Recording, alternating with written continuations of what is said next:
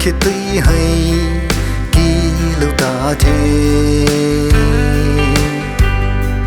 khâu vì nhiều ba đầy phao và bây giờ về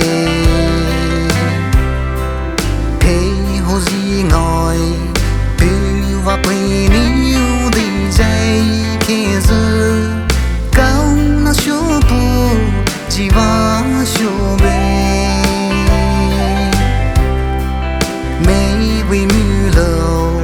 thế cho đi đau khai lại quăng gì vì dư đi bao